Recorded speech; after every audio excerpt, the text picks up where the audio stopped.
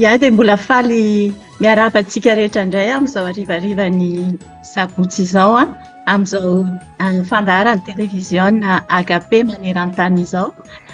Fandaharantsika androany moa izany dia ho tonga anie ny fanjakanao izay no zanam-pandaharana tolotra antsika androany dia mbola manasa mpitiavana antsika rehetra indray anaraka hatramin'ny farany fa tena lohahevitra hitondra fahalalana ho antsika indray ny lohahevitra hoentina androany mikasika ny teokrasia sy ny demokrasia. Fa alohan'ny zavatra rehetra dia hoentiko hiara-bananao dia ndaontsika hamaky ny tenin'Andriamanitra ao amin'ny Petera voalohany toko voalohany andiny voalohany ka hatramin'ny fahadimy. Hovakiako ny teny amin'ny anaran'i Jesosy. Petera apôstôlin'i Jesosy Kristy mamangy ny mpivahiny monina any am-pielezana ny Ponto, Galatia, Kapadokia, Azia sy Bitinia dia olom-bo afidy araka ny fahalalana rahateo izay an'Andriamanitra iray amin'ny fahamasinany fanahy ho amin'ny fanarahana sy ny famafazany rany Jesosy Kristy.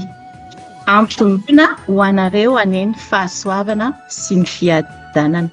Isaorana ny Andriamanitra rain'i Jesosy Kristy tompontsika izay miteraka antsika indray araka ny haben'ny famindrapony ho amin'ny fanantenana velona tamin'ny fitsanganan'i Jesosy Kristy tamin'ny maty, ho amin'ny lova tsy mety simba, tsy mety loto, tsy mety velona, levona, voatahiry any an-danitra ho anareo izay arovon'Andriamanitra amin'ny finoana ho amin'ny famonjena efa vonona aseho any aparany. Amen. Dia alohany hidirantsika lalindalina mikasika izay lohahevitra izay dia omeko anao Pasteur Mario Razafimanjato ny fitenenana hanomboka izao fotoana izao tsika amin'ny alalan'ny vavaka sady miarabanao ihany koa. Ianao moa izany no vahiny amin'izao fandaharana izao dia omeko anao ny fitenenana. Iny ary dia misaotra ny anavavy ny namarantsika izay mampiatrano ny tenako amin'izao ary miarabantsika rehetra manona fiadanan'ny tompo antsika mianakafy sy mpanaraka ny televizion AKP ary hoe vavaka aviatrantsika petrako ampiaratan'Andriamanitra ny fotoanantsika. Raha io misaotra sy mideranao zay fa afaka manamasina ny anaranao amin'ity takariva ity fotoana zay amezana voninahitra ny anaranao ilay mpanjakan'ny mpanjaka sy tompony tompo ary ianao no Andriamanitra faratapony tsisy toanao atreatreka mandrakizay. Apetraka fino ampiaratananao Andriamanitra ny fisotra ny fotoana rehetrarehetra ianao no ametraka ny teny mombavan'ny mpanao gazety sy ny mpanompoana ny toy izay ampanetry tena no nanasana eto Andriamanitra ka dia alao anao rena ny voninahitra sy midira raha koa miranao izay rehetra raha ao ka tanteraka ny sitraponao ny tonga ny fanjakanao ary amin'ny anaranao nanaovana izay vonikasany. Amen. Amen. Amen. Mankasitraka Pasteur Mario Razafimanjato dia miara-miasa amina eto moa izany amin'izao arivariva izao dia eo i Ravavy Julia. Miarabanao Ravavy Julia. Ravavy Mirina dia miarahaba ny mpiara-miasa rehetra ato amin'ny TV AKP dia miarahaba ny tokantrano rehetra manaraka tsy tapaka n'izao fandaharana izao ihany koa. Fiadanan'ny tompo atonona amintsika rehetra hatrany. Amen. Amen. Dia miarabanao ihany koa Taty Eli, tonga soa ianao. Miarabanao Ravavy Malala Nirina dia miarabantsika tsiraray avy tafiditra amin'izao hariva mangatsiatsika mafanafana resaka tsika izao dia tahian Jesosy daholo tsika tsiraray azy. Amen. Dia miarabanao Ranadahery, tonga soa ihany koa ianao. Ia, dia misaotra antsika koa izany nanaiky mba hampiasa koa androany amin'ity resaka hoe journaliste ity izany hitondra ny feon'ny mijery ihany koa rehefa nizato eto sy teo zany dia maro tokoa ny fanontaniana izay hoentina eto miara-miasa amin'ny ranavavy Julia eto dia misaotra antsika dia tahin'Andriamanitra dia miarahaba antsika era-po era-tsaina ary era-panahy ampitsikitsikiana mihitsy miaraka amin'ny kopakopa-tanana ho solom-pandraisan-tanana antsika menakavy. Tahin'Andriamanitra daholo. Dia miarahaba ihany koa tsika ny teknisiana izay ao ambadimbadika ao Ranada Victoire. Dia tsy haiko izy raha afaka mandray fitenenana na tsy fa miarahaba anao Ranada. Dia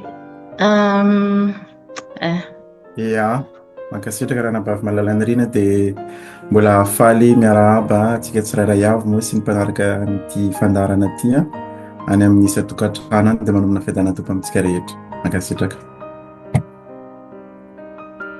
Amena. Dia hiditra lalindalina amin'ny loha hevitra sika nanao fikarohana kely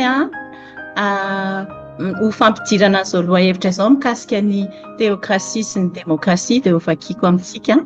Ny teokrasia dia rafitra fitantanam-pirenena izay iorena amin'ny fahefana amin'ny lalàna sy mitsipika ara-pivavahana ka matetika mitondra dia mitondra ara-pinoana. Ny lalàna mpiarina dia heverina fa avy amin'Andriamanitra. Ny demokrasia kosa dia rafitra politika izay ananan'ny vahoaka ny fahefana ambony amin'ny alalan'ny fifidianana. Izy io dia mety mivantana na solitena ary mikendry ny fitovian-jo sy ny fahafahan'ny olom-pirenena mandray anjara amin'ny fitantanana ny firenena. Ny teokrasia dia mifototra amin'ny fotom-pinoana ara-pivavahana fa ny demokrasia kosa dia mifototra amin'ny safidy sy ny fahalalan'ny vahoaka. Izay zany nodiniantsika amin'izao harivariva izao dia omeko avetrany ny Taty Eli ny fitenenana ho fanombohana ny zavatra rehetra. Setranao nanome fitenenana araka ny mahazatra antsika moa zany dia manadiady tenitsika resaka teokrasia. Teokrasia raha ny fototry ny teny dia avy amin'ny teny anankiroa efa milaza teo ihany izy THEOS ny teny grika. Dikan'izany dia hoe Andriamanitra sy ny mombamomba ny Andriamanitra. Dia ny tohiny dia hoe krasia, KRATIA na hoe kratos, izany hoe mombamomba ny fepetra, lalàna, fitantanana. Raha teny vazaha izy dia hoe misy règle ao zany misy gouvernement misy pouvoir ary misy autorité saingy avy amin'ny Andriamanitra. Hiditra indray tsika amin'ny resaka hoe Andriamanitra. Samy manana ny Andriamanitra ny daholo ny olombelona. Ny sasany moa miteny ny tenany ihany ny Andriamanitra ny sasany bibiny azy ny Andriamanitra ny sasany volana sy kintana ny anazy ny Andriamanitra fa toy ny efa nitenenana zany dia firenena na hoe société. Teny société misy zany dia misy olona ao fiarahamonina izay anjakan'ny lalàna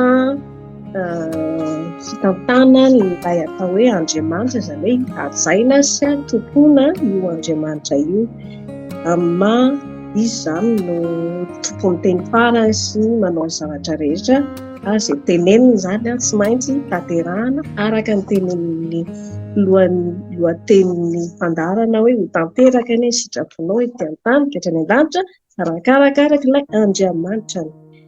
Saingy Jesosy Kristy nampianatra antsika an'izay vavaka izay. Manarak'izay mijerijery kely tsika hoe iza moa zany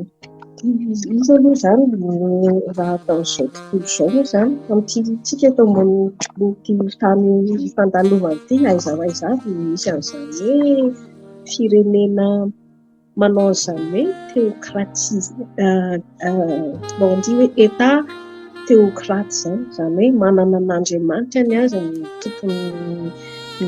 tokony hoe président amin'ny lalàna ny rehetrarehetra. Jerikely tsika tany saina vitsivitsy kely fotsiny tsika fa tsy lany fotoana izay tsika hoe tamin'ny taloha tany ohatra hoe ny romana, ny empire romana, dia nisy ny andriamanitra ary nampime sady mahagaga dia hoe nisy andriamanitra maro dia maro dia misy klasiny koa ny andriamanitra ny olona arakarak'izay nono.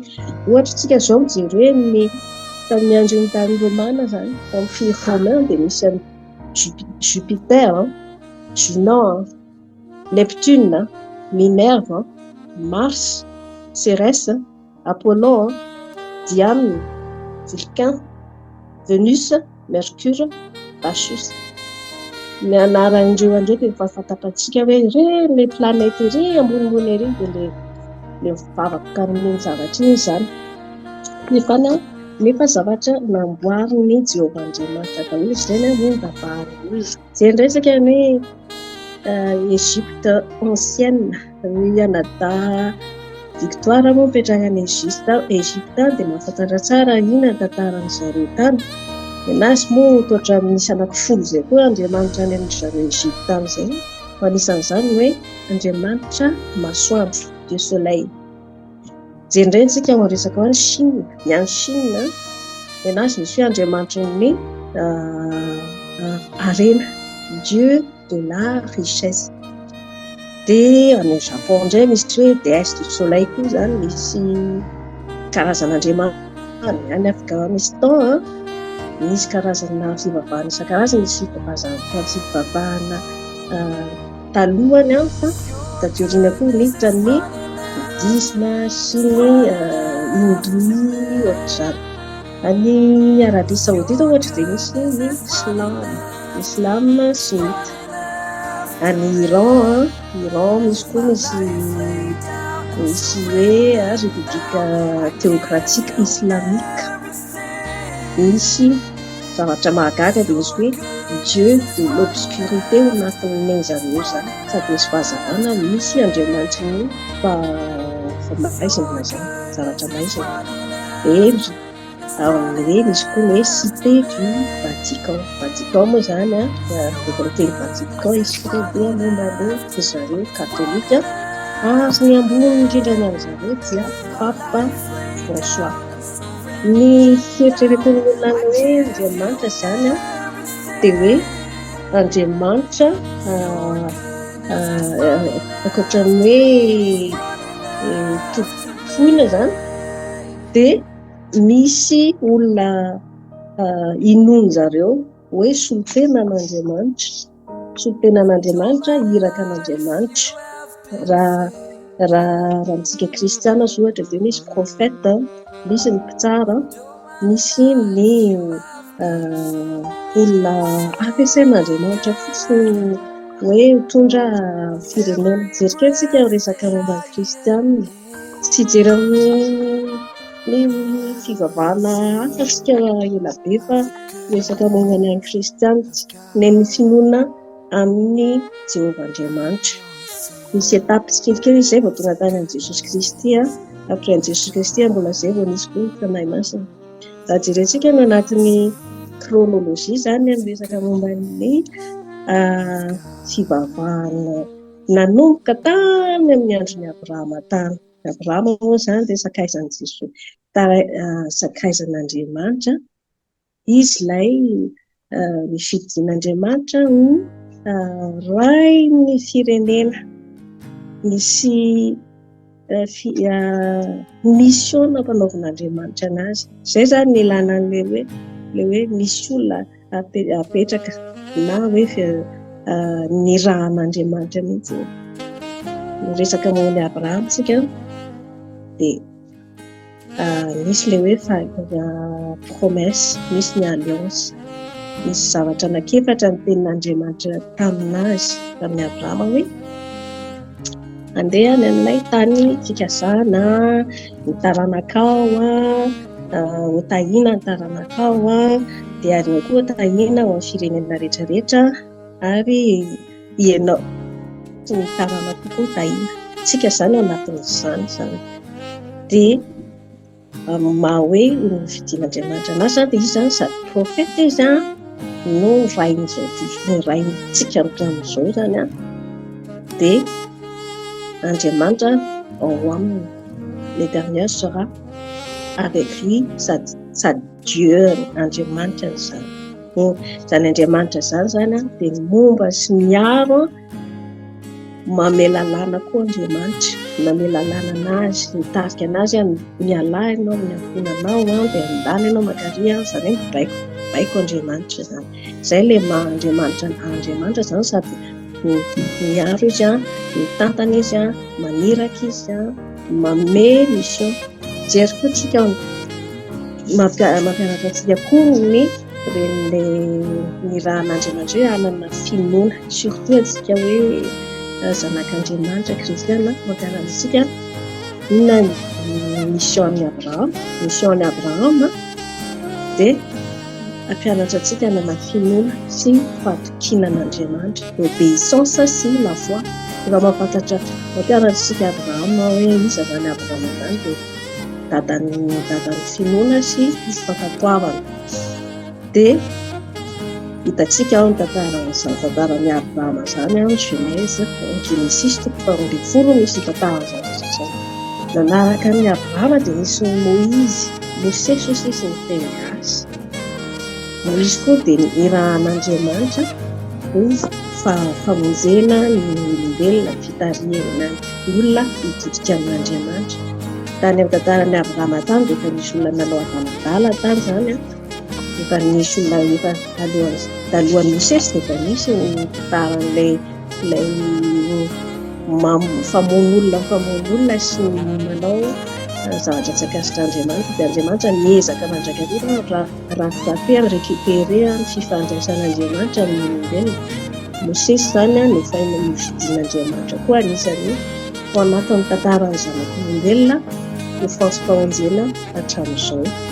Tantarantsy Mosesy moa zany dia tadiditsika hoe namakivaky ny ranomasina mena izy zareo mandana sisy nirahany ianao hoe hitondra ny zanak'Israely hivoaka ny Egypte zany, satria tao zany nisy ny esclavage zany hoe tena hoe nijaly tena jaly resaka ara-panahy zany na tena hoe zavatra tantara. Raha resaka moa tantara hoe zany dia mifantatsika hoe rehefa andro refisan'ilay rahona io, ilay rahona rehefa andro izy dia mitari-dalana, fa rehefa alina izy dia taky ny afo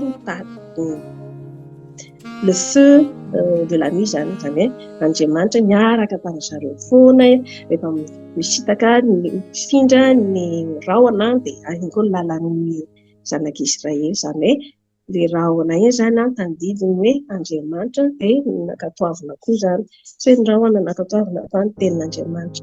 Vava-jery koa tsy tantaran'ny Josué mandeha ihany zany ilay tantara hoe ahoana zany hoe olona fidian'Andriamanitra zany ahafantaran'ny olona hoe iza Andriamanitra. Dia nisy ny tantaran'ny Josué koa tsika, nisy ny Josué dia avy eo maty Josué Joshua dia nisy ny atao hoe ohatran'ny hoe tantara kely anarchie. Tsika moa nijery teo hoe efa resaka hoe tantaran'ny hoe gouvernance sy anaty teo misy tantaran'ny karazana politika moa ty zavatra ty.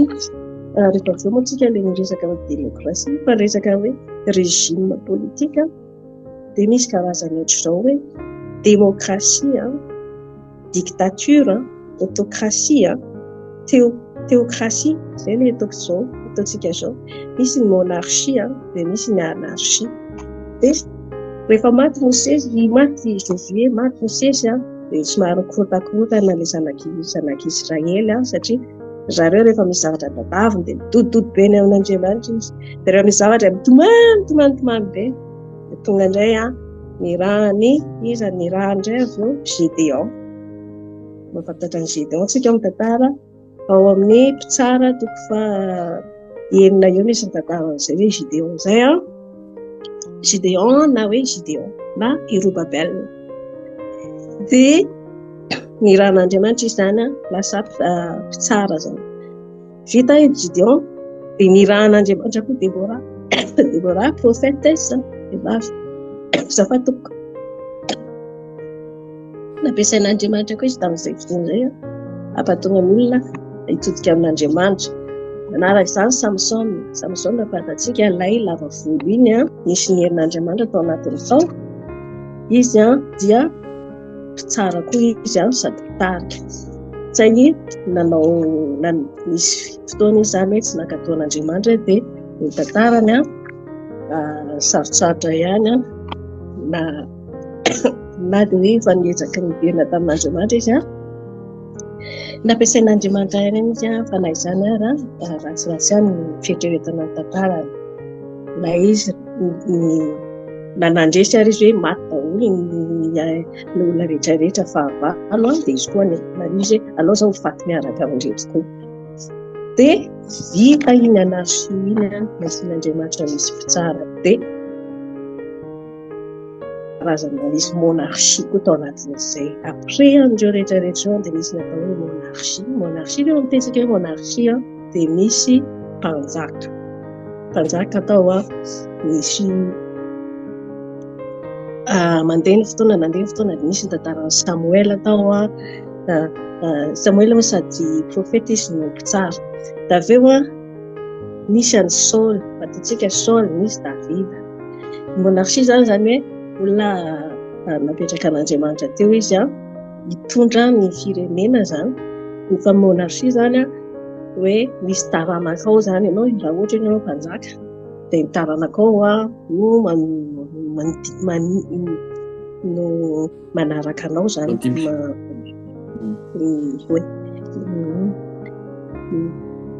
zafatoko tsy tafavoaka amin'ilay izy zany hoe lasa izy zany no mandimby izay. Dia vita ny tantaran'ireny Saul sy reny zany exemple hoe olona mifidian'Andriamanitra tantana ny fiangonana tamin'izany fotoana izany. Rehefa lasa nandeha ny fotoana tonga Jesosy Kristy tonga niresaka amintsika indray. Izy moa zany Jesosy ilay tonga hamonjy ny olombelona ataontsika Andriamanitra. Rehefa avy eo nefa Jesosy Kristy lasa izy vita mission dia niraha indray ny fanahy masina izy moa fanahy masina fa ilay mampianatra antsika ao amin'ny mpanolo-tsaina antsika. Jerentsika ny Isaia 1:20 dia mahita antsika hoe ary ny fanahy Jehova hitoetra ao aminy dia ny fanahy ny fahendrena sy fahazava-tsaina, fanahy ny fanoloran-tsaina sy ny faherezana, ny fanahy ny fahalalana sy ny fahatahoana Jehova ary antitra kasitrahana amin'ny fahatahoana Jehova ka tsy tsara araka ny hitany maso izy na ampiaiky azy araka ny reniny sofiny. Izany hoe ao anatin'ny fanahy masina daholo misy sady mpitarika izy baiko izy izay dia hoe fitarihan'ny fanahy masina dikan'izany hoe mila baiko ny fanahy masina isika vatavavoaka amin'ny zavatra rehetrarehetra. Ohatra izay resaresaka momba ny hoe teokrasia zany hoe miray amin'Andriamanitra tsy mahavita nenentsika raha tawasaraka amin'Andriamanitra raha ivavahantsika raha Jehova Andriamanitra no tena ivavahantsika. Izay no ny amresaka isika kristiana fa dia amenantsika indray raha fitenenana ho anareo zareo demokrasia. Amen. Amen. Dia mankasitraka raha Taty Eli tamin'izany fampianarana tena mafonja izany. Dia hiditra amin'ny demokrasia hoe raha nadahery. Ia, aty fa ohatrany hoe teknisianina ve ohatran'ny manana tsara mamitina an'ilay voalaza efa nolazainy ranavavy Eli teo mikasika ny demokrasia ohatran'ny manana olona tsara afaka mandifa ve izy alohan'ny resaka mikasika ny demokrasia fampitinana ny teokrasia.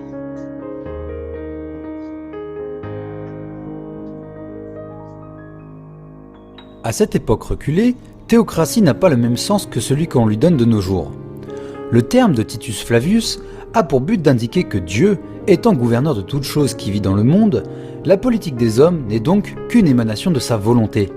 Ainsi, qu'importe les décisions des empereurs, qu'importe les ambitions des rois, s'ils sont amenés à diriger les peuples, ils ne le font qu'à travers la volonté de Dieu. Aucun pouvoir sur terre n'échappe au Créateur divin. Par extension, cela signifie également que les croyants n'avaient, pas d'intérêt pour la chose politique. L'avenir montrera à bien des reprises qu'il n'en est rien.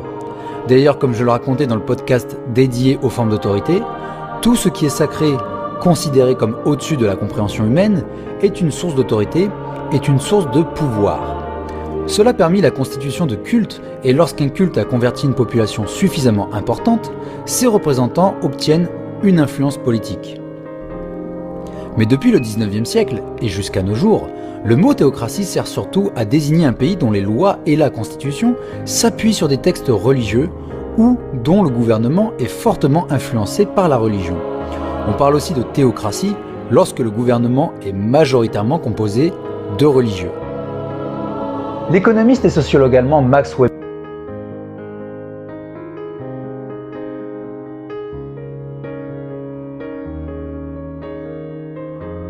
Ia. Zay angamba ny eo anaty mety atao hoe mamidina ihany koa efa voalaza teo. Inona moa zany ny hoesahana hoe resaka demokrasia moa tsika zany zao ndray efa eny teo zany demokrasia somaro fitina dia Andriamanitra mihitsy zany no mitondra. Zay ny demokrasia zany no manana fahefana mitondra firenena anankiray. Eto moa tsika ny firenena Jiosy ny tena resahantsika, firenena izay fidian'Andriamanitra ny zanak'Israely, fa misy koa firenena hafa manodidina ary ny zavatra mahavariana dia nanomboka mandahan'ilay fitondran'Andriamanitra ny vahoakan'Andriamanitra zany.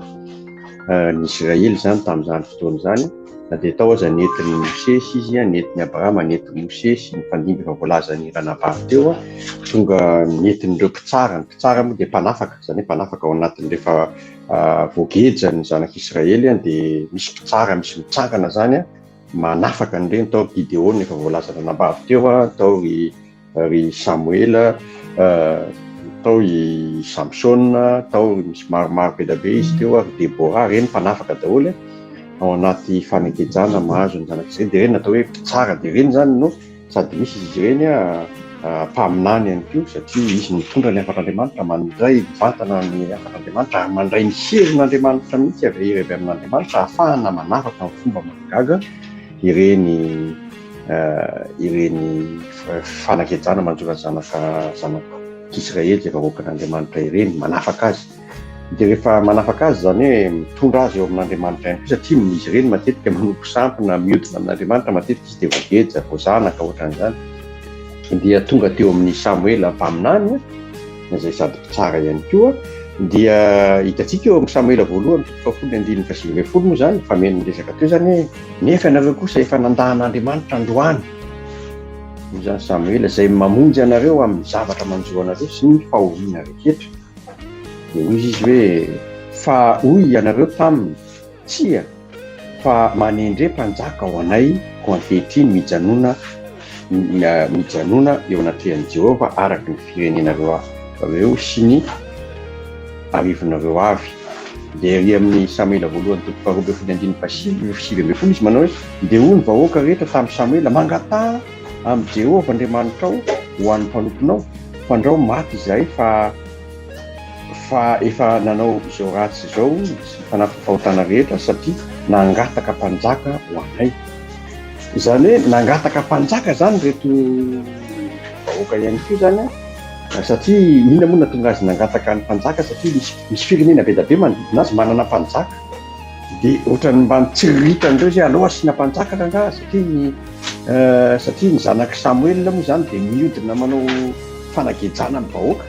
Nefa i Samuel efa miantitra, dia ny zanany dia mangejageja manao zavatra fangejana vahoaka, mampijaly ny vahoaka. Dia izy raha ireo raha maty ianao dia ireo ny andova ny fahefanao fa ameo mpanjaka zay fa matahotra dia nangataka mpanjaka. Dia nikean'Andriamanitra nanomezana mpanjaka, nefa izay zavatra io dia endrika fandavana sahady ny fitarian'Andriamanitra fa le hoe teokrasia zany mba lavilavin'ilay vahoaka sahady. Nefa dia nametraka mpanjaka zay ihany Andriamanitra ihany mametraka zany tompony andraikitra misolo tena anazy ho tarihany ihany koa dia nametraka ny Saoly izy. Dia raha eo Saoly mbola tantanany Samuel ihany amin'ny fitondrana amin'ny asa napetrак'Andriamanitra dia manaraka eny izy. Dia raha eo moa Saoly nanomboka nanao ny fanapara-pahefana izay nandray andraiky, zany hoe ohatrany hoe nanao inona zany, ohatrany hoe nanapa-pahefana zany hoe tsy anjarany misorona dia nataony le fisoronana, usurpation de fonction zany ny zavatra nisy. Dia tsy sitraka-Andriamanitra dia natonga tsy nahandry Samuel izy, fa Samuel nitokana izy dia izy nataony an'izy nisalorany ny fody sy ny karazany. Sitraka-Andriamanitra zavatra dia niantso Samuel izy hoe misy ny tele-teny inona ny endrenany Davida ho mpanjaka ilay araky ny Jehova zany. Dia inona zany so dia niova mpanjaka Solomona, nandeha Rehoboama, nandeha daholo nizarany firenena Jeroboama ihany koa sy Rehoboama fa maty Solomona. Dia nitotoy mpanjaka dia mihodina ny zanak'Israely dia miverina dia mihodina dia averina foana dia mihodina dia miverina. Ny tao a Samaria moa dia nihodina foana fa ny tato Juda matetika mbo afaka miverina foana. Rehefa babo amin'izay ny zanak'Israely dia niditra tany Babilôna dia nizanahana dia niverina tany izy dia tsy nanana mpanjaka zany intsony, fa kosa nanantona ny vahoaka, nanantona n'Andriamanitra tanteraka zany izy. Dia niditra amin'izay Jesosy izay nitondra ny fanjakan'Andriamanitra, zany hoe fanjakan'Andriamanitra zany dia nitondra foana, niezaka mitondra foana fa mihodina foana ny vahoaka. Dia niditra amin'izay zany ilay hoe Jesosy no nitondra ametraka ny fanjakan'Andriamanitra amin'izay. Eto zany tsisy resaka mpanjaka intsony fa fanjakana miorina hoentin'ny fiangonana amin'izay ny fanjakana.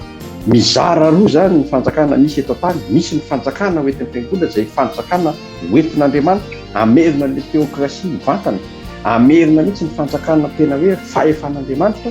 Dia misy le ilany indray ilay fanjakan'olombelona izay tsy misy resaka Andriamanitra mihitsy, fa niditra ny fanjakana Romanina, niditra ny fanjakan'ny Grika, niditra ny fanjakan'ny Persia sy ny karazany dia niditra dia toizantsika dia hatramin'izao dia misy fanjakana indray tena hoe tsy tafiditra mihitsy firesak'Andriamanitra. Dia somary niaraka indray izy eo amin'ny fanjakana Romanina rehefa nivery ny empereur Constantin dia niverina indray zany le famerenana sy fivavahana sy fanjakana miaraka. Dia tamin'ny 1905 izay vao nisaraka ny fiangonana zany ny Romanina sy ny fiangonana katolika Romanina sy ny fanjakana. Fa dia nisy fiarahana to dia nirasa fangaro to zany dia ao dia misy resaka ohatrany maha-olombelona sy ny karazany. Fa iresaka demokrasia moa tsika efa voalaza nanambavy teo hoe misy ny monarka, monarchie, makatsy, mpanjaka sy ny karazany. Fa misy zany manapa-pahefana foana olombelona. Anjaka izy dia kikely izy dia mampiadana ny tenany zany ataony boka dia lasa ohatrany fampiadanana olona indray izy fanapara-pahefana. Misy sasany amin'ny anaran'Andriamanitra mototononona ny anaran'Andriamanitra ahafahana andemena ny vahoaka. Dia ao ihany zany hita ihany le fanapara-pahefana hitan'Andriamanitra nefa zavatra kely arzay ny antony nahatonga n'Andriamanitra nidina tao amin'i Jesosy Kristy mba ametraka ny fanjakany amin'izay. Niainga tamin'ireto mpianatra 12, mpianatra 70, ary dia nihitatra zany nenjehany nenjehan'ny fanjakany zao tontolo zao tao amin'ny fanjakana Romanina. Dia nisy famonoana, nisy abibiana fa tsy natapitra ny fanjakan'Andriamanitra fa mitoy hatramin'izao. Dia mbola misy ihany ao anatin'ny fiangonana tamin'izany fotoana zany no mbola manararaoa-pahefana dia tsy mena baiboly ny vahoaka dia nisy indray tao ny réformation sy ny karazany. Izany hoe le fanjakan'Andriamanitra alefa eto zany mbola isany ny devoly ny potipotehana.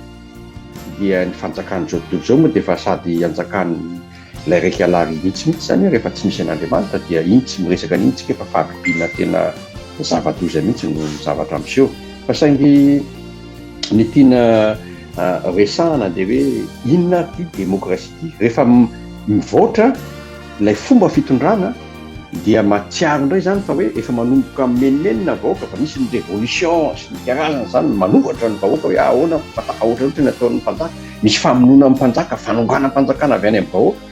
Dia tanteraka indray ilay atao hoe andeha romena ny vahoaka ny fahefana, ahoana ny fomba amezana vahoaka ny fahefana. Dia misy mitondra fa ny feon'ny vahoaka no henona, ka feon'olombelona zany no henona. eo zany tafiditra atao hoe démocratie satria ny démocratie moa zany raha ny définition zany de hoe démos de iny zany hoe ny vahoaka, cratie zany de any vahoaka ny fahefana. Ao ambadiky ny vahoaka nefa olombelona mihitsy, fa ao ambadiky ny vahoaka dia misy an'ilay raiky alahary. Zany hoe raha vahoaka fotsiny raisinao de tsy maintsy ao raiky alahary satria efa nitovitona tamin'io tany vahoaka ny olona. Ary de zay ny mahavariana satria raha miteny fotsiny hoe fandrifinjavatra ve sa ohatry ny hafahafa na le anarana hoe démocratie na le monde eny ohatra hoe amin'ny teny vazaza de le monde est à l'envers. Am'izao fotoana zao zany le monde est à l'envers. Aleva nge le monde iny soatra hoe monde de ataovy à l'envers tonga de lasa hoe démon. De eo enao de variana ihany fandrifinjavatra ve zany le monde à l'envers tena hoe démon ary marina mihitsy à l'envers le any satria le monde ankehitriny zany hoe le izao tontolo zao zany tena mivadika mihitsy satria raha taloha ianao ao anatin'ny bus ianao tsy maintsy mitsangana ianao rehefa mahita olon-dehibe na mitsangana ianao rehefa misy olona be voka na mitsangana ianao rehefa misy olona clémaina misy tena tsy mitsangana mihitsy tsy fatany tsony zany na taloha zao izy zany hoe famadika daholo zany raha taloha ianao manaja ny olona lehibe sy ny olona loholona zokizokiny izao ny fanajana tsy antsony fa zay be vola indray no ajaina zay be vola sy mpanan-karena indray no ajaina amin'izao fotoana zao de zany ny zavatra misy ny tena hoe mifamototra ny zavatra misy de hoe tomarina ihany hoe le monde à l'envers fandrifinjavatra le teny moa de le monde à l'envers démon de eto indray de efa miteny zany hoe démon tonga de fotrany hoe démocratie ohatrany hoe fa misy démon sady tonga de mivantana ao anatin'izay satria mazava mihitsy fa rehefa ny olombelona ny zao tontolo zao no mitondra no mandray fahefana de efa le raiky alahary iny zany ny ao ambadika le raiky alahary no mitondra an'izy ary zay tsy mahanaitra atsika fa rehefa atao ny démocratie de ohatrany hoe mahasitony olona be de feon'ny vahoaka fa feon'ny vahoaka aveo tateraka ve zany feon'ny vahoaka zany ho tonga ao anatiny atao hoe fanataterahana amin'ny hevitry ny vahoaka efa manatapitrisany ve de ny hevitry ireo tsy anankiray nge ny hevitr'olombelona anankiray de samy hafa manatapitrisany de tena hoe tateraka ve zany ny hevitrio rehetrarehetra vahoaka rehetrarehetra tafiditra efa fikorotanana sady zany laingarofony zany fa zany démocratie zany zavatra fampanantenana tsy tateraka zany fa pokaty zany zavatra zany fa le raiky alahary ny ao ambadika eo ka ny rainy lainga ihany ny ao ambadika eo rainy lainga ihany la devoly ela ihany ny ao ambadika eo fa jereo ake ny démocratie tsy raha miteny zao démocratie de tokana le izy fa raha miteny hoe démocratie tsisy mitovy mihitsy ny démocratie eran-tany ny démocratie eto Frantsa nge ampiaramin'ny Madagasikara ampiarah tsisy miady amin'izay loha nda fa tsisy azaka atao mitovy eo satria ny vahoaka koa raha tsy mitovy dikan'izany zany manahirana be io fa za zany mpanao gazety anazy zany de mitondra ny feon'ny vahoaka mijery eto amintsika zany de voalohany aloha de hoe ahoana hono ny tena hoe tombony sy fantiantoka mikasika an'reto atao hoe théocratie démocratie za manokana aloha de mahita hoe amin'izao fotoana zao miaraka misy fanjakana roa no eto amin'izao fiainana zao ny fanjakan'Andriamanitra zay efa tonga ihany koa ao amin'ny fiangonana ary ny fanjakan'ny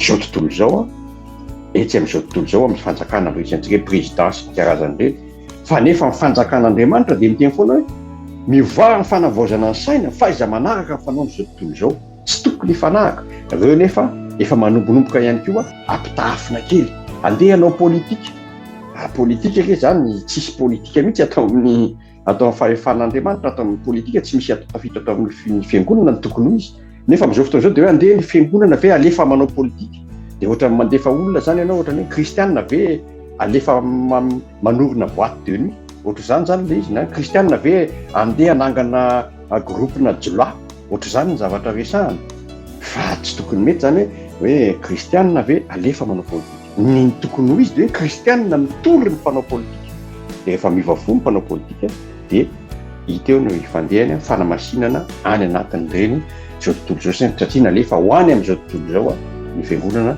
fa tsy hiala amin'izao tontolo zao eto angamba amin'ny mpanao gazety de apetrako amin'ny vahiny apetrako amin'ny pasteur zany ny tombony sy ny fatiantoka misy fanampy mpanazavana ve hoentinao ny fiangonana ve no tokony ametrahana fahefana sa samy hafa mihitsy zany sa ny vahoaka ihany koa araka ndresaka teo inona no azonao entina anazavana nyreto fijery malalantsika izay sondriana be mihitsy mikasika amin'ny fanazavana ireo. Dia meko anao zany ny pastera ny famelabelarana fohifohy anomboanao amin'izao fibianiananao zao. Iny ary sorapetsaka ny mpanao gazety ery manampy zaka manarina sora koa ny mpanotra napoavy malalana mpina fiantina ny bavalisy fanala zava lava be mihitsy mitraritra ny teokrasia izy tsy ho azaventsony angambany ny demokrasia moa fa hitondralahy ery manampy teo. Dia sorapetsaka rehetra piano ihany koa sy mpanaraka ny televizion AKP izay mantanteraka ny sitrapon'Andriamanitra satria Andriamanitra dia valareo ka tsaona fanjakana sy ny fahamarinana. Raha resaka teokrasia moa resatsika dia fanjakan'Andriamanitra ny dikany. Ary fatantara be teo hatrany amin'ny Abrahama raha mbola hiakarako hatrany amin'ny Adama mihitsy sy olombelona fon'Andriamanitra tahaka ny endriny dia napetrany tao amin'ny sahy ny olombelona fon'io anjaka. Mitandrina sy anjaka zany misy fanjakana zany hatrany ny fanjakana zany tokony mipetraka. Raha saingy le raika lahary io araka ny tena raha eto ny démon le monde à l'envers tena marina tokotra ny tena mijery tokotra ny monde dia mivadika dia tena hoe démon. Fa le démocratie dia tsy fanalavitra amin'izany mihitsy hoe démos peuple tsy hoe vahoaka koa ny devoly fa le ao ambadika io mihitsy Jesosy nisy fotoana niresaka tamin'ny mpianatra misy tao amin'ny Jaona 7 hoe ianareo izy dia zanaky ny devoly rainareo Jaona 7:7 ka dia zay siraky ny rainareo ihany izy nataonareo ary eo aminy izy tsisy marina na dia ray ary na dia ray ary. Dika zany raha tsy mbadika ambony ambany zany ny fotoana sotozoana vahoaka eto amin'izao dia fanohitra amin'ny an'Andriamanitra. N'Andriamanitra dia marina daholo tsisy lainga na ray ary. Zay zany dia atao teokrasia. Ka ny fahamarina mbola tsy hita fivavahana eto ambony tany ka afaka milaza izy tena mihitsy milaza hoe izaho no lalana sy fahamarinana ary fiaina. Io zany le fanjakana kristiana na hoe teokrasia. Dia be ny teokrasia araka ny fanaovana hoe ny silamo manao ny sinoa manao ny samanao ny samanany azy. Fa ny tena voiziko eto zany raha zaho manokana ny anontaniana ny tena tombony ho antsika kristiana satria pasteur fiangonana kristiana no tena koa dia tsika ny mpaminany rehetra teo amin'ireo rehetra dia efa maty daholo tsisy mitsangana na rehetra. Fa ny tombontsoa antsika kosa dia ny antsika ny Andriamanitra efa antsika dia Andriamanitra tsy mety efa maty izy satria tafin'io famatra tahaka antsika tsika rehetra mbola mitafin'ny fahafatesana daholo fa rehefa ho avy fotoana hitafiny tsy fahafatesana intsony isika tahaka izany koa ny fahalovana. Ty tena antsika dia mbola mitafiny fahalovana fa rehefa ho avy fotoana ho avy ny mpanjaka liaka antsika dia hitafiny tsy fahalovana antsika araka ny Korintiana voalohany 2:10 ny fa 1:30 hatramin'ny fa 3:30 ny manamarina azy tany hoe ny fanjakan'Andriamanitra dia tsy ho rava mihitsy. Izay ny tombony fa ny fanjakana rehetra ambony tany dia ho rava sy ho levona avokoa. Fa le fanjakan'Andriamanitra teokrasia dia ny fiangonana no manana tombony be dia be mihitsy satria manao ny marina. Voalaza ny obolana sarata Solomona zany zay tsisa fa zanaky Davida dia olona fidian'Andriamanitra araka ny fony dia nanoratra ao obolana izy ao amin'ny obolana 4:7 dia manao hoe ny fahamarinana no manandratra firenena. Raha tianao hisandratra zany ny firenena dia ny fahamarinana tsisy afa-tsy ny marina ihany. Dia ny fahamarinana nefa samy laza ny marina daholo na ny tribunaly ary samy laza ny ady daholo. Zay fanjakana na hoe mametraka président ny tribunal na hoe ministre fitsarana dia tsy maintsy miandany 100% an'izay mpitondrao na mpangalatra na mpandainga izao miandany. Manao avocat du diable zany raha zay nampiasana azy. Tonga dia maintsy be ny teniko satria le démon le hoe démos amin'ny teny grec ancien moa misy an'izay démon kratos pouvoir du peuple. La souveraineté appartient au peuple, gouverné par le peuple. pour le peuple fa resaka fotsy zany resaka lainga dia rain'lainga sady zanaka mimpanjainga taona fa tsika tsy hivalapatra amin'ny démocratie fa théocratie tena resamy zany dia mitombony dia zay mandeha marina ndona mandeha marina zany mandeha mazava satria zanaky mazava fa ny contraire an'izay kosa ny zanaky ny maizina dia mandeha anaty maizina ka na amin'ny atoandro zao izy mandeha dia mitsapatsapa tahaka ny olona mandeha anaty maizina ihany satria tsy zaratra mazava mihitsy zany fa ao amin'Andriamanitra dia zay le tombontsoa zany sady mandeha mazava ao ny gouvernance no misitraka ny vokatry ny tany ary mbola manginy fotsiny vokatry ny lanitra satria Andriamanitra mihitsy no mamefaindreny ny olona fitondra ao amin'ny fanjakana fa tsisy afa-tsy ny fahamarinany manatitra fianina ary lalana tokana eny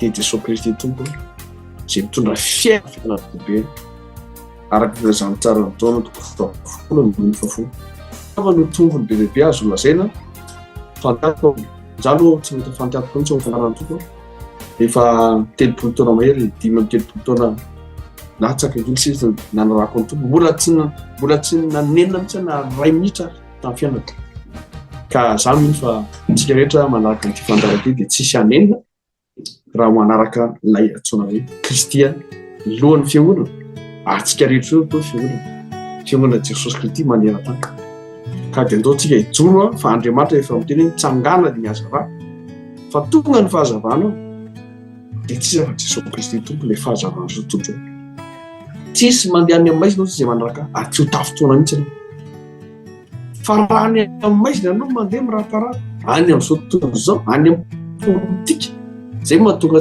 tsika kristiana tsy miditra anaty politika démocratique fa mijoro amin'ny fahamarinana anandratra ny firenena masina zay viten'Andriamanitra ho amin'ny tena dia zafy zay ngamba ny tombony be lehibe fa ty fantarana ty moa tsy ho vita eto amin'ity fa za mihitsy fa mbola petsaka fanontaniana tena rapetraka anao viako amin'ny mpanao kasety ny fitenana araka ny fanazavana lavalava nentinareo teo dia tena hoe manana fanontaniana ihany kotrany mino aho fa na ny mpanaraka ihany koa mety manana fanontaniana fa aza misalasalantsika raha misy manana fanontaniana fa raha za manokana zany dia raha nanaraka tsara ny fanazavana nentsika teo mikasika ny théocratie mikasika ny démocratie ilay fanjakana tany am-piandohana zany dia tena hita taratra ilay hoe théocratie zay zany tena hoe nanjaka ary ao anatin'izay no niteraka n'ilay démocratie raha tena nanaraka zany dia izay ilay izy dia rehefa tonga amin'izay ilay démocratie dia lasa ohatrany hoe takona ny démocratie amin'izay ilay théocratie dia tia metraka fanontaniana amintsika hoe malagasy antsika aiza ho aiza ny fipetraka izay amin'izao fotoana izao inona ny tena manjaka inona ny tena hita taratra inona ny tena iaina ny vahoaka malagasy amin'izao fotoana izao manao ahoana ny fiantraikan'izany eo amin'ny fiainan'ny firenena indrindra ho antsika malagasy dia mipetraka amintsika amin'ny fanontaniana afaka mamaly pastera afaka mamaly naranata iny ary afaka mamaly moa ndrehetrarehetra iny ary tonga dia raisiko ngambolo ny famarina satria mandeha ilay fotoana dia afaka manampy toatry amin'ndraka valiteny fa araka ny fanontaniana basoy azy hoe mananina antsika malagasy no miaino anatin'izany fantrana sy fahoriana sy misy amin'izao tontolo dia ny any dia tsotra ny valiny hoe satria fanjakan'ny demoniaka na ny démocratie na ny démon no ambadika ao takonana fotsiny hoe démocratie fa tsy pouvoir du peuple no fa pouvoir ny mpitondra tsy mpitondra amin'izao fotoana izao koa ny resako fa ny tena marina sy mpitondra teo atr'izay atraika hatramin'izao zany hoe ao daholo zany zay rehetra na tsy Madagasikara io fa maneran-tany zany raha misy ary tsy afena fa ny franc-maçonnerie na nouvel ordre mondial no mibaiko an'izany rehetra zany tsy ry zareo koa ny tena tena manao an'izany rehetra zany fa le raika lary araka ny voalazan-dralahy ery teo le démon mihitsy no mba teo le démon zany moa zany dia tsy fa satana ary ao ny ten'Andriamanitra misy ten'Andriamanitra anankiroa azoko omenanareo akoatran'le jaona toko fahavalo teo dia ny fahaefatra amby efapolo dia misy ny Matteo toko roa amby folo andiny fadimy amby roapolo nga amin'izay hoe ny fanjakana rehetra miady an-trano dia tsy maintsy rava. Tsy mbola risy zany tokantrano miady an-trano ka tsy ho rava foana io atria maha-demokrasia ady maha-devony satana anao. Marika toko fahatelo andiny fahatelo amby roapolo koa dia mbola manamafy an'izany ten'Andriamanitra. Marika toko fahatelo andiny fahatelo amby roapolo. Ary efa niantso reo ka nanao taminy hoe tena fanoharana tamin'izy hoe hataony satana ahoana no famoaka any satana. Zany satana mamoaka satana, ny démon mamoaka ny démon, ny démocratie mamoaka démon. Satana samy satana foana. Zay le alternance démocratique izy filazan-drano. Fa amarana koa aza efa eto ampiratana koa ny micro dia mikasika ny fahindrena. Avy koa na fahindrena avy any ambony dia matioro. Zay ny avy amin'Andriamanitra. Satria théocratie avy any ambony no hita fa ny démocratie avy any ambany no miakatra. Dia hoy ny Jakoba toko fahatelo andiny fadimy amby folo hoe izany fahindrena izany le démocratie zany dia tsy avy any ambony fa avy any ambany. Ary tsy vitany hoe avy any ambany izy dia ny avakekely azafady. Jakoba epistle tamin'ny Jakoba io Jakoba toko fahatelo andiny fadimy amby folo sy fahina amby folo. Ty zany mamatra ny démocratie ty. Izany fahindrena izany dia tsy avy any ambony fa araky ny tetany ihany, araky ny nofo, araky ny démonia. Io zany le démonie démocratie. Andiny fahina amby folo manamarina azy fa izay misy fialonana sy fifampandaniana dia misy fikorotanana mba amin'izay asa ratsy rehetra. Hitantsika zany misy fialonana ao, misy fifampandaniana ao, misy fikorotanana mba amin'izay asa ratsy rehetra.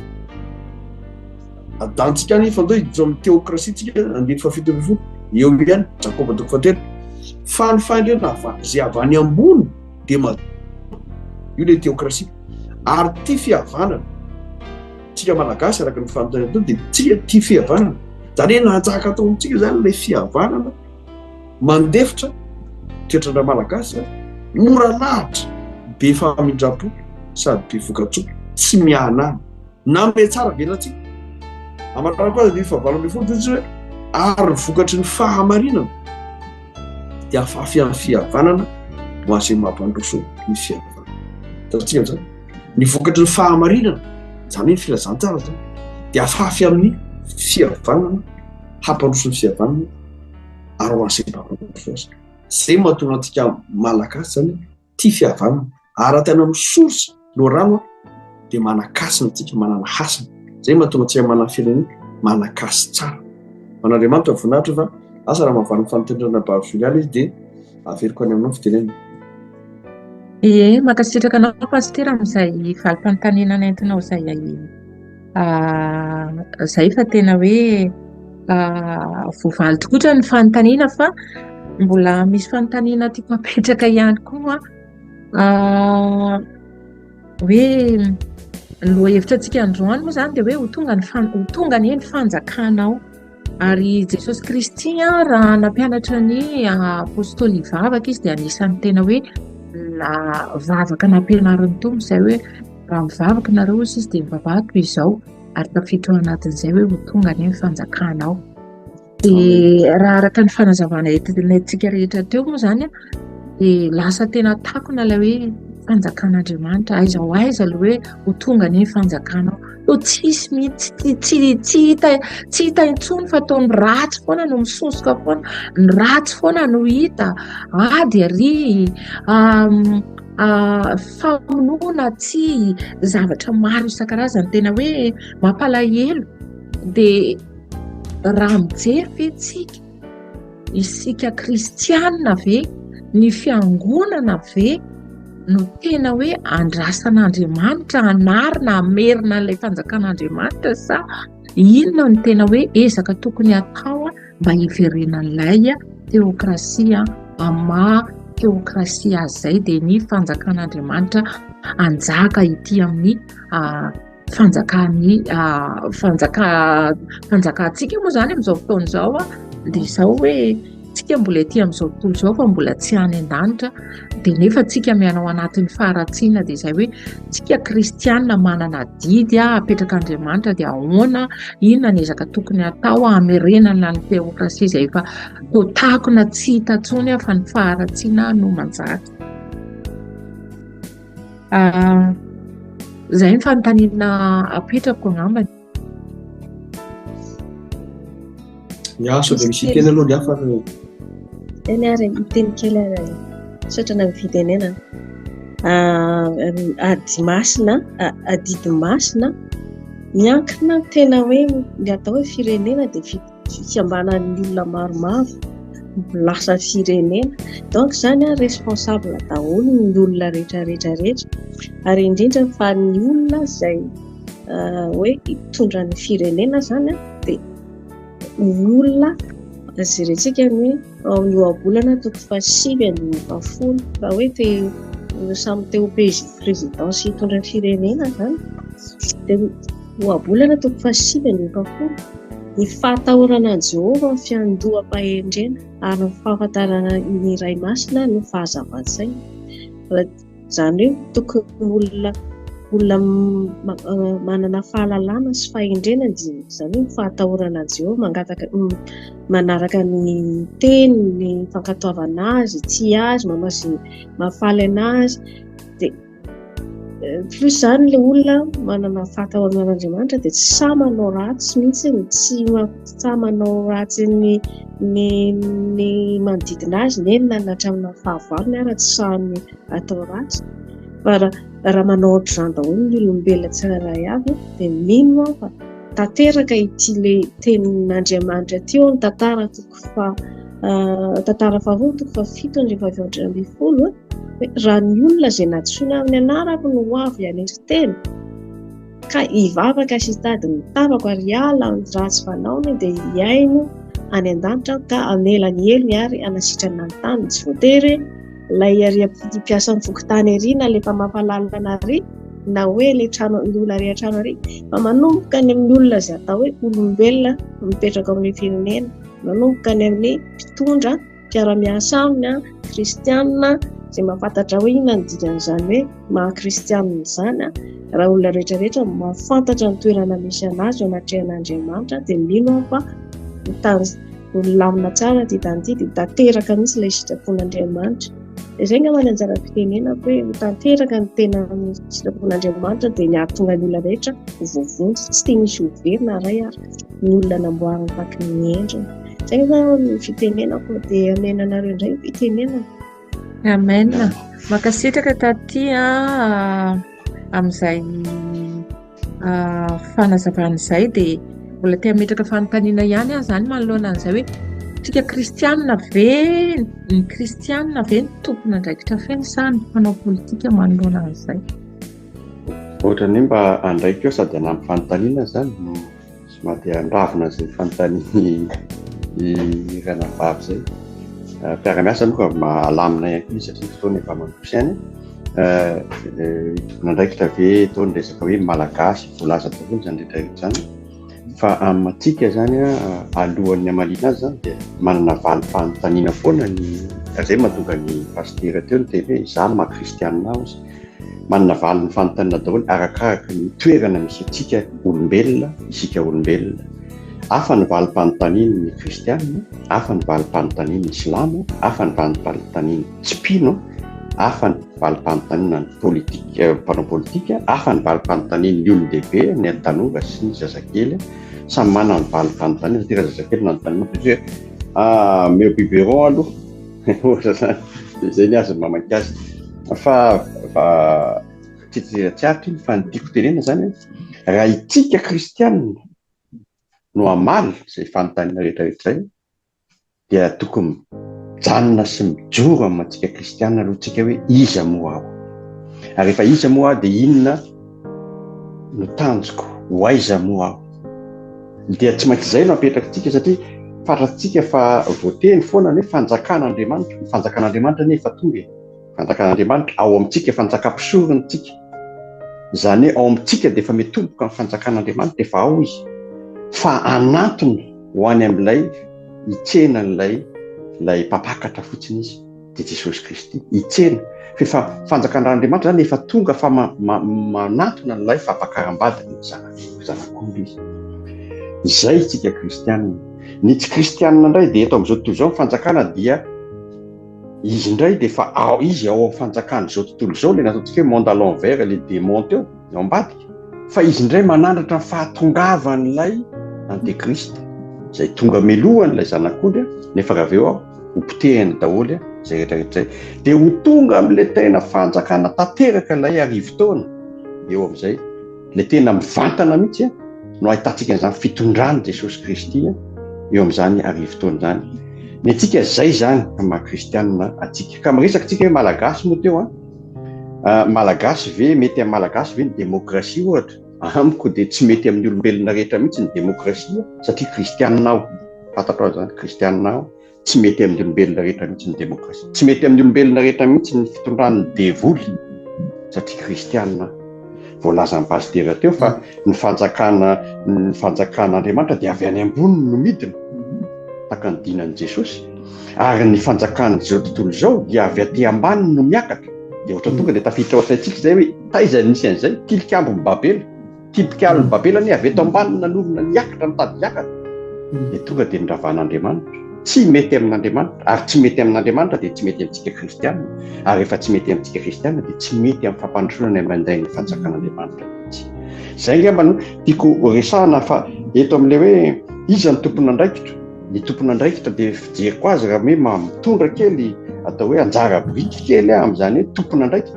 Ny tompon'andraikitra dia isika tsirairay avy ary tonga dia somary ampidiriko lalindalina koa isika kristianina ny tompon'andraikitra voalohany satria isika dia tsy mizara amin'ny fahazavantsika. Ka raha miresaka tsika hoe mpitondra fanjakana, ny mpitondra fanjakana dia mila torohina ny filazantsara ary tena miteny mahatonga hoe i Paoly tonga dia niazakazaka nakany amin'ny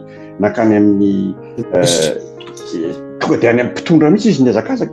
Tonga izy dia any amin'ny mpitondra mihitsy tamin'ny mpitondra romanina mihitsy izy niazakazaka satria any mihitsy tonga dia ilazana tsy misy tahotra mihitsy fa tonga dia any ilazana na anapahana na amonoana azy dia nandeha izy satria raha ireny mpitondra ireny no esy lahatra dia tsy hanohy amin'ny fitondrana intsony izy ange. Za zany tsy mino an'izany atao hoe misy mpitondra anankiray ka président anankiray izy ka rehefa resy lahatra izy dia hozy izy hoe andeha hijanona eto ihany ary tsy tafajanona ela eo ianao raha ohatra ka ohatra ka niova fo tanteraka tena niova fo tsy tavela eo ianao satria rehefa arak'ilay ny pastera teo ny faramason sy ny devoly no mitondra andreo tsy hametraka anao eo mihitsy izy fa avy hatrany dia coup d'état dia maty eo ianao. Fa dia raha olona amiko zany ny olona mpitondra fanjakana resy lahatra miala izy miala tsy mpitondra izy fa lasa izy miditra any amin'ny fiangonana satria tsy azakazaka tsy mitovy. Ry azakazaka ho an'ny antikrista ny azy azakazaka rehefa niova fo izy dia azakazaka ho amin'ny fahatongavan'i Jesosy tsy mitovy ny fiazakazana. Izay ny fijeriko mety samy manana ny fijeriny fa amiko amin'ny maha kristianina antsika dia mifantoka foana mitanjona ny fampandrosoana ny abainday ny fanjakan'Andriamanitra miainga eo amin'ny ankohonana tonga any amin'ny fiarahamonina tonga any amin'izay rehetra misy antsika satria isika dia fahazavana n'izao tontolo izao. Fa raha ohatra angamba ny fanontaniana tiako apetraka farana raha za manokana dia hoe inona raha ny vahaolana tsara sy aingana ho amin'ny izay fampandrosoana ny abainday ny fanjakan'Andriamanitra izay angamba. Inara ohatra ka tsisy ambalo tonga dia valiko angamba mikasika an'izay dia tsy namoa ny vahaolana fa mivavaka ny nampianaran'ny tompo ihany hoe rehefa mivavaka ianareo dia tonga hoe rainay ao izay mandanitra ho amasinina anie ny anaranao tonga anie ny fanjakanao ataony sitraponao ity tany tahaka ny any an-tany. Izany efa misy modela zany any an-danitra raisina fotsiny izay le hoe fahendrenam-pany ambony raisina modela dia ampiarina izay leo ataony sitraponao. Inona ary le modela io ne kristianina tokony maka ny modela io izany hoe mivavaka mangataka amin'Andriamanitra ary tsara ampidiny ilay fahamarina dia inona tokotrany Jesosy rehefa nidiny hozy izy hoe efa nomenao izy ny fahefana rehetra any an-danitra, fahefana rehetra any an-danitra sy etỳ tany, koa dia mandehanana dia ataovy mpianatra ny fianarana, mampianatra ny fitsika kristiana. Faharoa, hoy Jesosy hoe efa nomeko anareo ny fahefana rehetra, hanitsakitsaka ny mena rana sy ny maingo ary andresy ny hery rehetra nanao ny fahavalo. Hery rehetra nanao ny fahavalo, zany le fahavalo dia ny devoly, le démon, le démocratie. Efa nomen'Andriamanitra antsika ny fahefana handresy ny hery rehetra nanao ny fahavalo, fa aiza le kristiana mpandresy. Tsika ary nateny izy mihoatra no mpandresy. Dia inona ny ataon'ilay mpitondra fanjakana démocratie? Mangalatahaka izy. Ao anatin'ny fanjakana démocratie mantsy na dia fanjakana théocratie dia misy ny pouvoir anankitelo. Pouvoir voalohany a dia pouvoir antsoina hoe pouvoir législatif, zany hoe mamoaka na mamolavola lalàna. Lalàna tsy mila foronina fa lalàna efa anaty baiboly. Ny constitution antsika zany dia ny baiboly. Faharoa, rehefa tsy mesy kristiana dia mamolavola lalàna zareo ny pouvoir législatif, mamoaka lalàna zany. Faharoa, pouvoir exécutif, zany fahefana mpanatanteraka.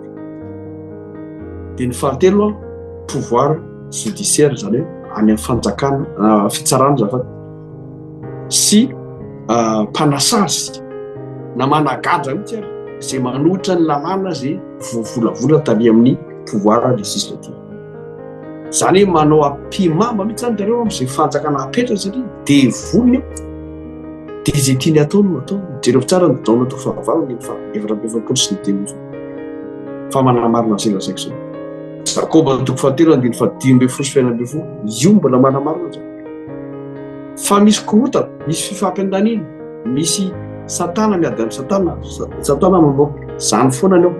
Fa raha retsia ny modely avy any ambony dia tao amin'Andriamanitra nisy lalàna voalohany dia tena Andriamanitra.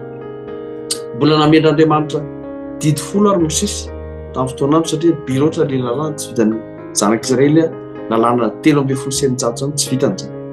Dia namen'Andriamanitra didy folo izy, ireo didy folo ireo ary mbola tsy vita. Dia faradozan'Andriamanitra aleo hidina mihitsy afa tsy zakany zanak'Israely intsony fahoriana tany Egypta tamin'ny fanadevozana nandritra ny 700 taona.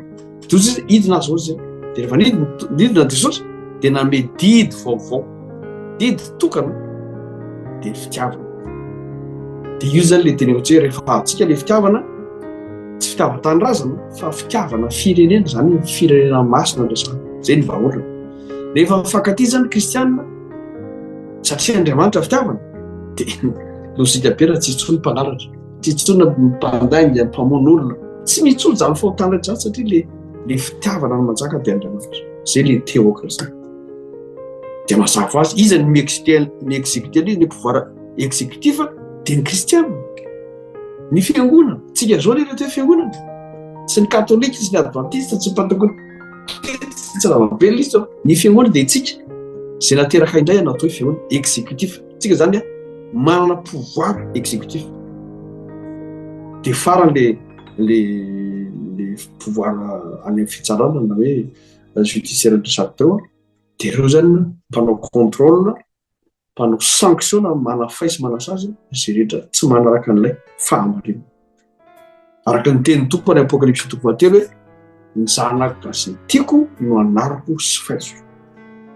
Io zany le modely nalainy fanjakany tany tahaka satria kristiana maroko azy libra. Dia zany anko zany dia ndoantsika tsy raharavitana fa ndo raisitsika ndraiky zany.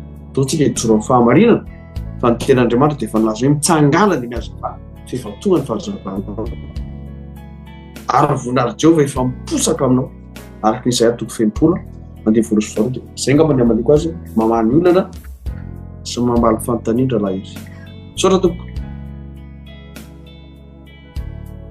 Mankasitraka pasteur ny amin'izany fanazavana izany tena mahaliana ary saky hijanona eto mandra-parain'ny andro angamba fa tena intéressant be mihitsy ty sujet antsika androany ity ty loha hevitrytsika androany ity nefa ny fotoana ihany koa mandeha tena mandeha ny fotoana dia Misy teny faraparany azonareo omena ve mikasika an'izany alohan'ny hamaranantsika ny fotoana, dia raha amin'ny farany angamba mangataka ny ranadahery hivavaka hamarana ny fotoana aorianany teny farany. Taty Eli, marana teny farany ve ianao? Ny teny farany teneko dia hoe mitady an'i Jehova, mitady an'i Jehova, miverina amin'i Jehova, mitady azy amin'ny fo manontolo, ny fanahy manontolo izay rehetra ananana, dia omena anazy Andriamanitra anazy ajaina izany mihoatra ny hoe présidence ny karazakarazany rehetrarehetra. Izy ny tena Andriamanitra lehibe sady mpanjaka, izy ny tompo, izy no président, izy ny législateur, izy ny zavatra rehetra, ny institution rehetrarehetra amin'ny fanjakana. Andriamanitra daholo ny tompony izany zavatra izany, dia mena anazy ny dera sy ny lazareo dia mifankasitrahana. Amen. Amen. Izay ny anjara-menako. Amen. Amen. Mankasitraka rahavavy. Dia rahavavy Julia, manana teny kely farany ve ianao rahavavy? Midy ny micro anao. Ny teny ambarako farany angamba ny azoko amehezana amin'ilay dimidimika androany dia ny tena Andriamanitra.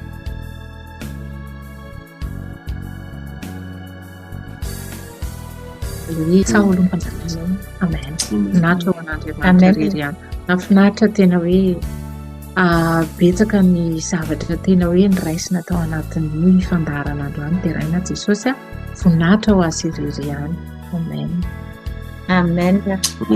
Amen. Dia izy pasteur mbola manana mbola hiteny kely aloha fa marina ndra lahery tsy navavaka dia teny farany zany dia hoe tsy vitan-dre ty fandarana ty fa faravakiny ty no fandarana 2010 no filahatry ny fandarana ka mampanantena antsika rehetra zany kristiana indrindrandrindra fa ho alentsika antsakany sy andavany miavony sy ny alaliny ny atao hoe fanjakan'Andriamanitra dia tonga ny fanjakan'Andriamanitra. Zay na teny farany tonga ny fanjakanao ataony sitraponao ety an-tantan'Andriamanitra. Mankasitraka mampanantena rao manaraka indray zany satria isam-bolana misy ity no miverina ka dia manara finaritra raha lasina mpamanavy. Amen. Amen. Tena mahavaliana fa raha finiko indray banky tokana fotsiny dia ato amintsika misy ny atao hoe ohatrany mahita hoe fanjakana anankiroa ny ao amin'ny tsirairay avy, ao ny demokrasia, ao ny teokrasia. Ao amintsika tsirairay avy satria raha nijerena ilay resaka tao dia hoe demokrasia zany ara-nofo, teokrasia kosa ara-panahy. Izany hoe ny fanahy manohatra ny nofo manohatra ny fanahy. Ny fampanjakana ny teokrasia zany dia ao amin'ny tsirairay avy amintsika kristianina izay zavatra izay. Izany hoe mila miantso tsika hoe ho tonga amin'ny fanjakanao ato amin'ny tondindindrindra satria izay no ampiasainao anahy ho an'ny hafa ihany koa. Tsy afaka hizara mihitsy ny zavatra tsy ananantsika fa ny zavatra ananantsika no azontsika zaraina. Ka raha atao amintsika Andriamanitra, raha mitoetra ato amintsika ny teokrasia dia afaka mizara an'izany tsika ary tena afaka mizara an'izany tena hoe ampitiavana satria Andriamanitra fitiavana raha teo. Ny anjakan'ny fitiavana ao amin'ny tsirairay avy raisy ny toerana manontolo ato amiko Andriamanitra fitiavana ary rehefa raisinao ny toerana iray manontolo ato amiko dia anjakao ny foko, anjakao ny fanahy, anjakao ny momba manontolo sy izay rehetra ataoko dia hiparitaka toy ny fahazavana zany ary anitona an'izay olona ao anatin'ny maizina mba anatona ny fahazavana dia hiamarotsika hiakatra eny amin'ny rahona hitsehina n'ilay zanak'Andriamanitra fampakaram-bady ny zanak'Andriamanitra no tanjotsika ka dia ampanjakao aloha ny tompo ao amintsika fa zay nitafiany amintsika hivavakantsika. Jesosy misaotra mideranao zay no ny fahatanterahany izao fotoana izao. Fantatray tompo fa teto ianao satria raha misy rona telo mivory amin'ny anaranao dia eo ampovoany ianao ary ho fiderana sy fankalazana anao ny antony anaovana izao fandaharana izao ary fantatray fa mitoetra eo anivon'ny fiderana ihany koa ianao dia mino sy tena natoky sy tena miaiky izay resy lahatra fa teo ianao tompo, ary tsy tanteraka ny dinidinika sy ny tafata tao amin'izao fandaran'izao raha tsy teo ianao nandamina.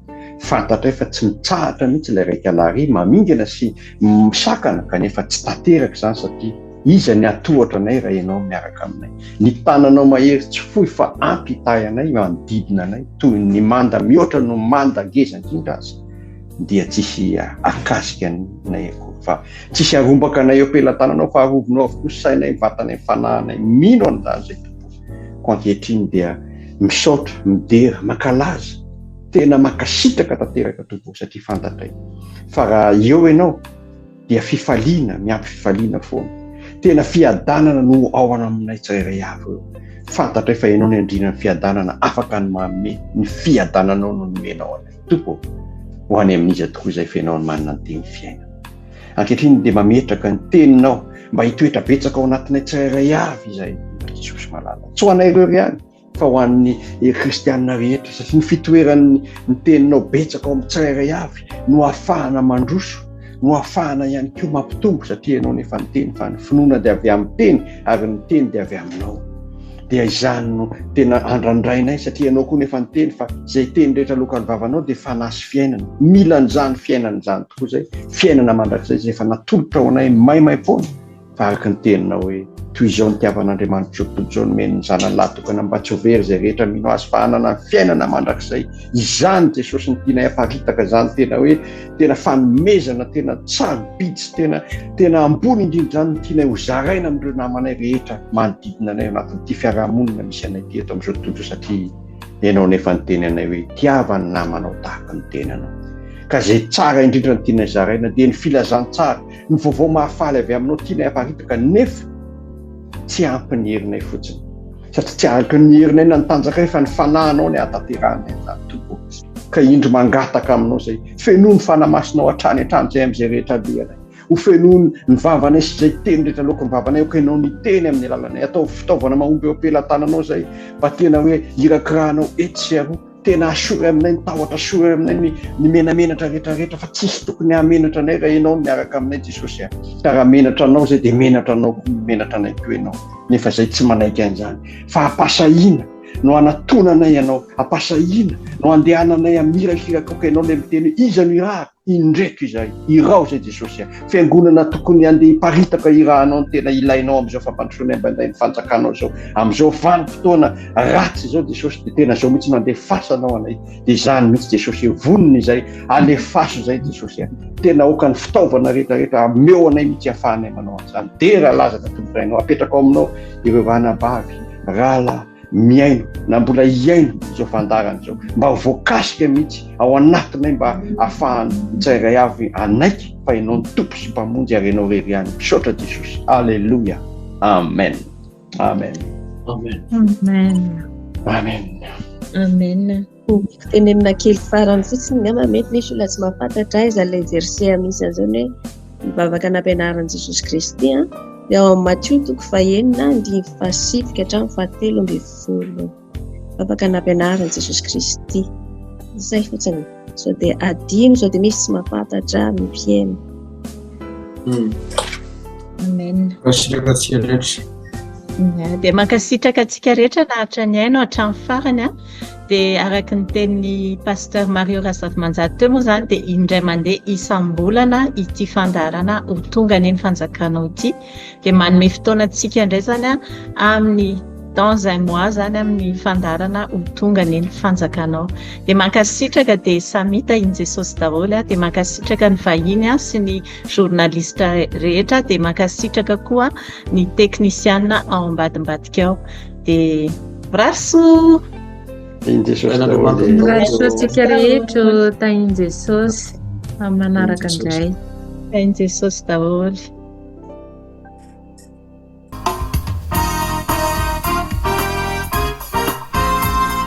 Madagasikara.